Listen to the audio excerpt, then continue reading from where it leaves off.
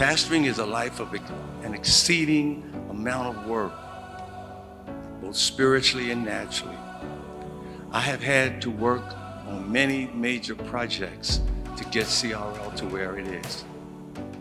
Some of those projects I literally had to work on alone. I put the word out and nobody helped. This has been a journey. It's been long days of work. I often say that we punched in November 24th, 1985, and that we've never punched out. We've been at it steadily. I prepared and presented 3 messages every week, in addition to any engagements that I may have had. It is a life distributed to help so many others, while all the time knowing that hardly any of them that you help will give back to you. But you have to go on and keep helping people that when you make clarion calls won't help you.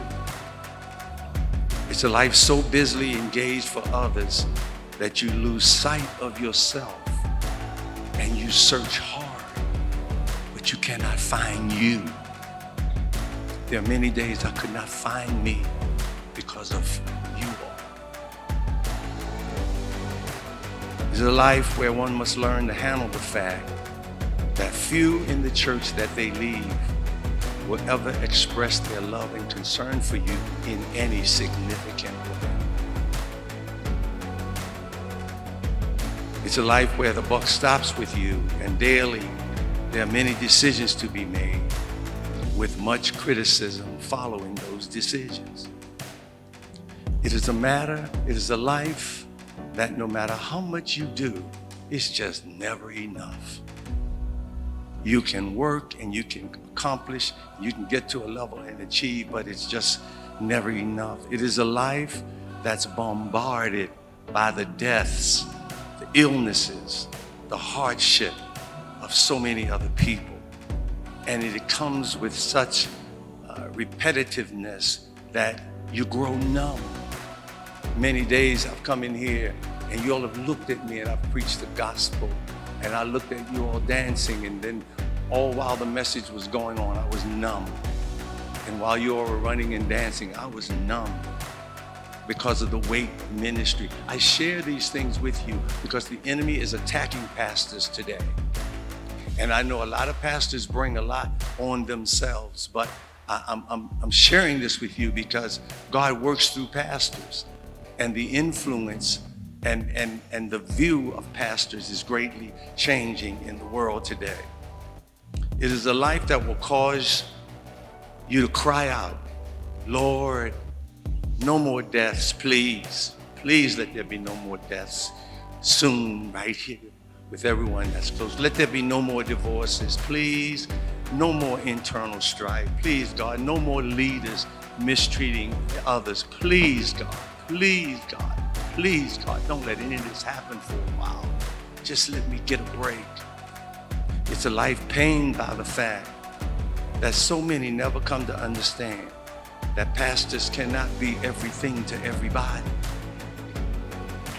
It is a life of dealing with those off-base individuals that believe they should be the pastor and not you.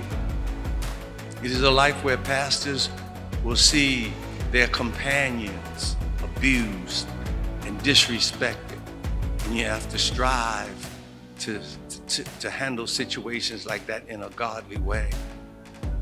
It is a life that sometimes require one to significantly give of their personal finances during times of church hardship to help so many people personally.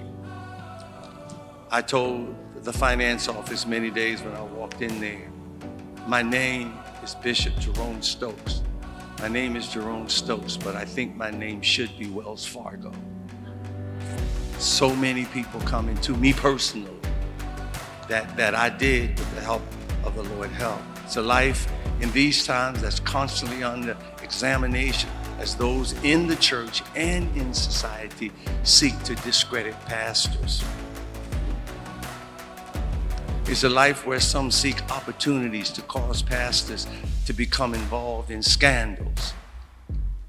Years ago, I actually caught a minister on the staff of this church following me, seeking to see what he can catch me in. Homeboy, learn. You can't catch me in anything. I'm not out for that. It's a life that experiences much stress and anxiety as a result of the multiplicity of tasks and events. It's a life where many times leaders cause great damage by not functioning as the pastor or the leader of the church. My mind goes back. It's a life for me that have had death threats against my life. I had a bomb placed under my car. I had voodoo dolls put outside my office door. People trying to work voodoo and spells on me. It's a life that has received false accusations against me. A life with pain caused by good members leaving, moving to go out of town. Some leaving to get married. Some leaving by God's direction. Some leaving because they got angry about something and they left. I think one of the hardest things about pastoring is when you get close to people and good people and they pull out of town for one reason or another and they leave. It's difficult. It is a life of biblical research, biblical study, sermon preparation that intrudes deeply into your family time. It's tough being home with family, but unable to spend time with them because you're so heavily engaged in the necessity of ministry work. But it's a life, I'm almost there. It's a life in general where fulfillment comes from knowing that we're engaged in it to the glory of God. In spite of all this and much, much more, we're thankful. We're both thankful that the Lord has entrusted us with this great responsibility. We have worked hard, untiringly. It's been rough. It's been very painful, but the Lord has kept us. I